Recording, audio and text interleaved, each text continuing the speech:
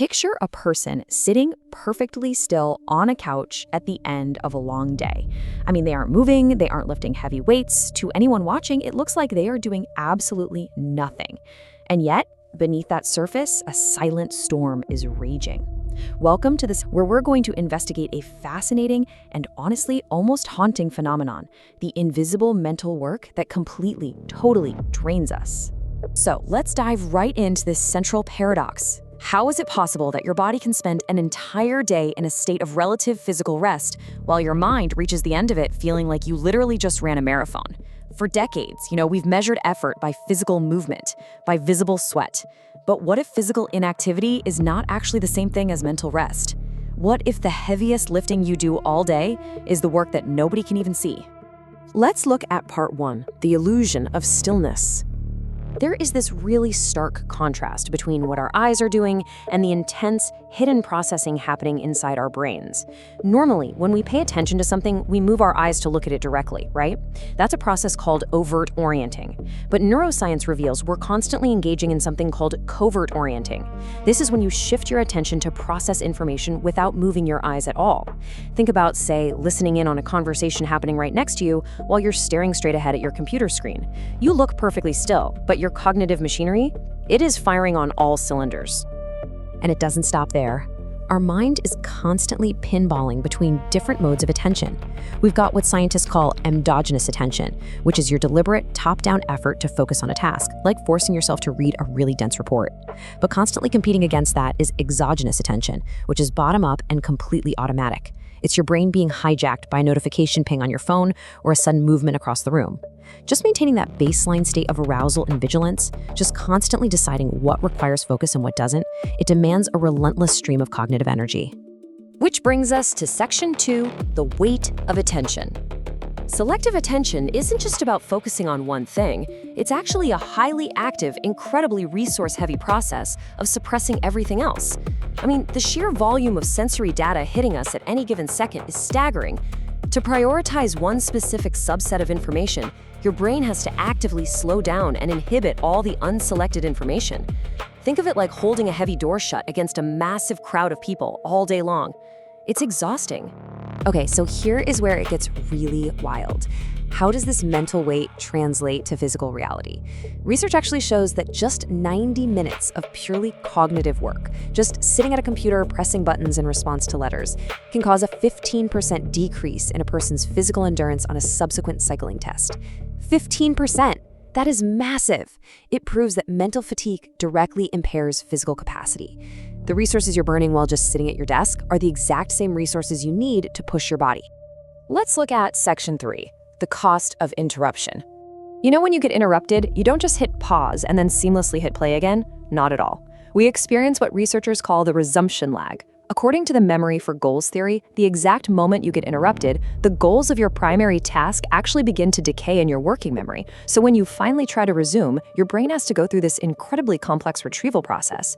You have to actively inhibit the irrelevant information from whatever interrupted you, and then forcefully reactivate those primary goals you lost.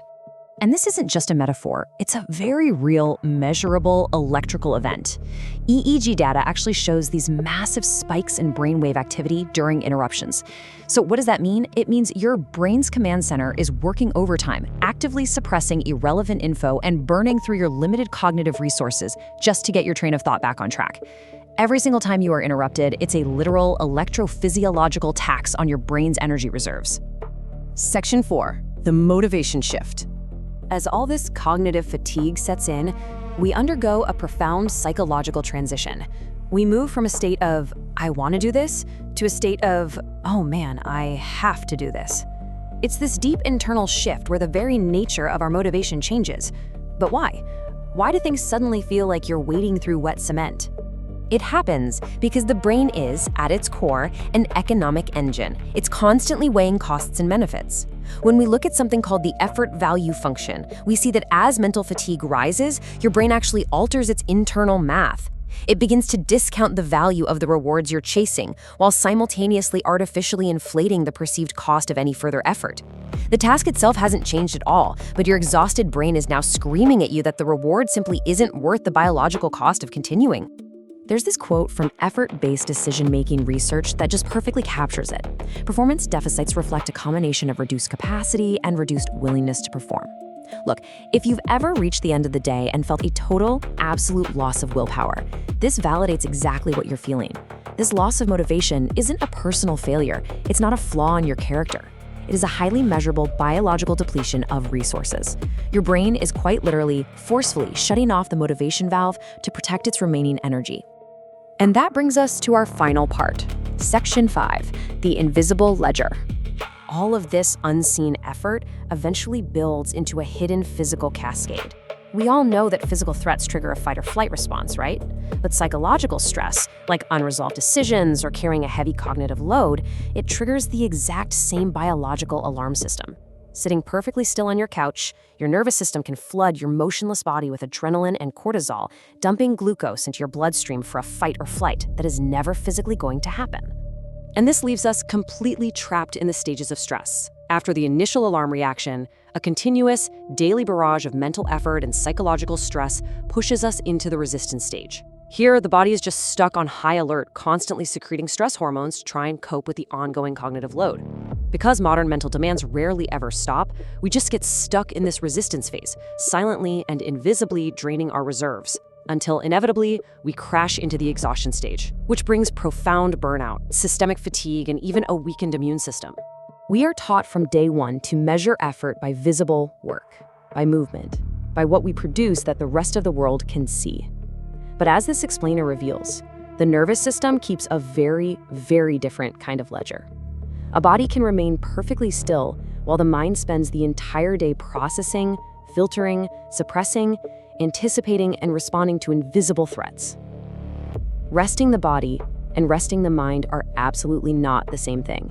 And sometimes, the deepest, heaviest exhaustion we feel comes from relentless work that nobody, not even ourselves, can see. So next time you feel completely drained after a day of supposedly doing nothing, remember, your brain was running a marathon. But it does leave us with one final, urgent question to think about. In a modern world that demands our relentless, constant attention, how do we ever truly rest?